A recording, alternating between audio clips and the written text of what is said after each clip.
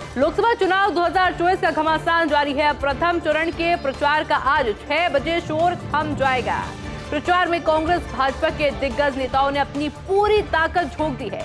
21 राज्यों में पहले चरण का 19 अप्रैल को मतदान होगा। पहले चरण में लोकसभा की 102 सीटों पर मतदान होगा।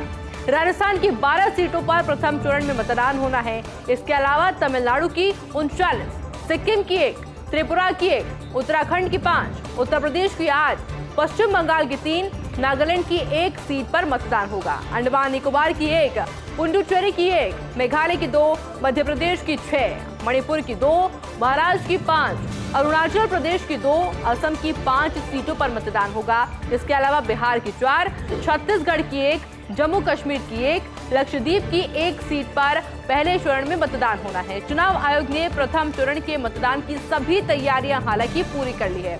और देखिए, देखने वाली बात यह होगी, जो चुनाव प्रचार लगातार किया जा रहा था तमाम पार्टियों के द्वारा, जो सभाएं की जा रही थी, रोड शो जो किया जा रहा था, उसका कितना असर धरातल पर पड़ता है। जो स्टार प्रचारक राजस्थान का रुख कर रहे थे, जो लगातार सभाएं कर रहे थे, अपने शब्दों से दूसरी पार्टियों पर निशाना साधा जा रहा था, वो आखिर कितना काम करता है।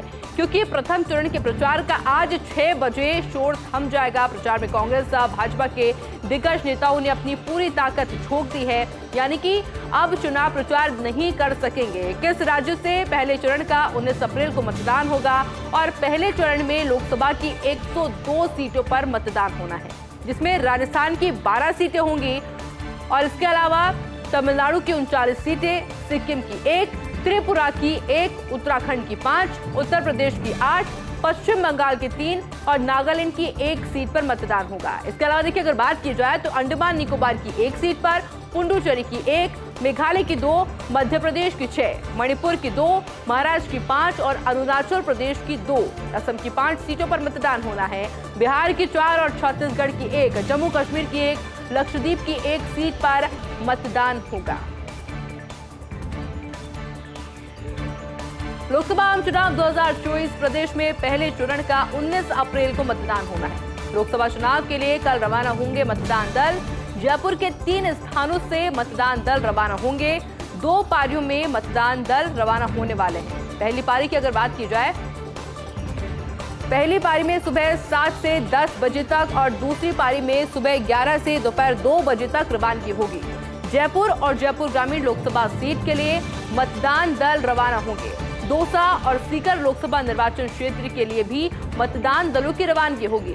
जयपुर शहर क्षेत्र के लिए 2085 मतदान दल रवाना होंगे। जयपुर ग्रामीण क्षेत्र के लिए 2128 मतदान दल रवाना होंगे।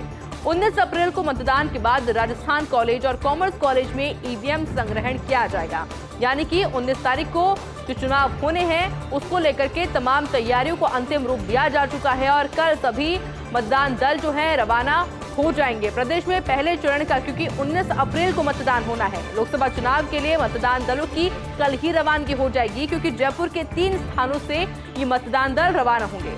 2 पारियों में मतदान दल रवाना होंगे, क्योंकि पहली पारी की अगर बात की जाए तो पहली पारी में सुबह 7 से 10 बजे तक और दूसरी पारी में 11 से दोपहर 2 बजे तक इनकी रवानगी होने वाली है। जयपुर और जयपुर ग्रामीण लोकसभा सीट के लिए मतदान दलों की रवानगी होगी। इसमें दौसा और सीकर लोकसभा निर्वाचन क्षेत्र के लिए भी मतदान दलों की रवानगी होने वाली है। जयपुर शहर क्षेत्र की अगर बात की जाए तो 2085 मतदान दल रवाना होंगे और जयपुर ग्रामीण क्षेत्र की अगर बात की जाए तो उसके लिए 2128 मतदान दल रवाना होंगे। 19 अप्रैल को मतदान के बाद राजस्थान कॉलेज और कॉमर्स कॉलेज में ईवीएम संग्रहण भी होगा। और चलिए आपको समझाते हैं लोकसभा चुनाव 2024 में इस बार कांग्रेस की रणनीति क्या है।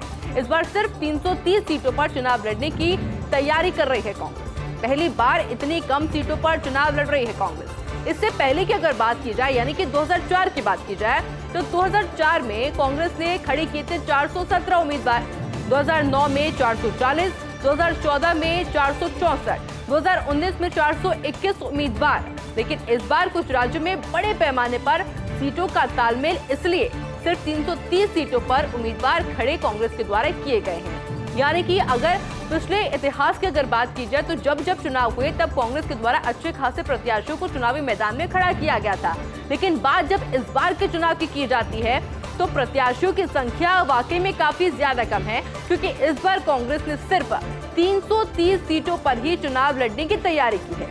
अब जरा बीजेपी का नारा याद कर लेते हैं। बीजेपी का नारा है 400 पार का, लेकिन इस बार कांग्रेस के द्वारा प्रत्याशी ही 330 का खड़े किए गए हैं और पहली बार ऐसा हुआ है कि चुनाव इतने कम सीटों पर कांग्रेस लड़ रही है। क्योंकि हम अगर 2004 के अगर याद किया जाए तो 2004 के अंदर 417 उम्मीदवार कांग्रेस के चुनावी रण में उतरे थे। 2009 की बात की जाए तो 440 उम्मीदवार कांग्रेस के चुनावी रण में उतरे थे। 2014 की अगर बात की जाए तो उस वक्त भी 464 खड़े किए गए थे और आखिरी चुनाव यानी कि 2019 की बात की जाए तब भी 421 उम्मीदवार चुनावी मैदान में थे। लेकिन इस बार कुछ राज्यों में बड़े पैमाने पर सीटों का तालमेल हुआ और यही वजह है कि सिर्फ 330 सीटों पर उम्मीदवार कांग्रेस के द्वारा खड़े किए गए हैं। और 16वीं राजस्थान विधानसभा की 4 समितियों का गठन हुआ है। विधानसभा अध्यक्ष देवनानी ने समितियों में विधायकों को मनोनयन किया है। जनलेखा समिति, प्राक्कलन समिति और प्राक्कलन समिति ख और राजकीय उपक्रम समिति में सभापति और सदस्यों को नियुक्त किया गया है। जनलेखा समिति में टीकाराम जूली, प्राक्कलन समिति में अर्जुन लाल जिनकर, प्राक्कलन समिति ख में श्रीचंद कृपलानी और राजकीय उपक्रम समिति में कालीचरण सराफ को सभापति मनोनीत किया गया है। इसके अलावा जनलेखा समिति में पुष्पेंद्र सिंह, डॉक्टर जसवंत सिंह यादव, बहादुर सिंह और रमेश खींची, अजय सिंह, छगन सिंह राजपुरोहित, डॉक्टर सुरेश धाकड़, गोपाल शर्मा, राजेंद्र पारिक, रफीक खान, भीमराज भाटी, अनिल कुमार शर्मा और जीवाराम चौधरी सदस्य इस बार मनोनीत हुए हैं।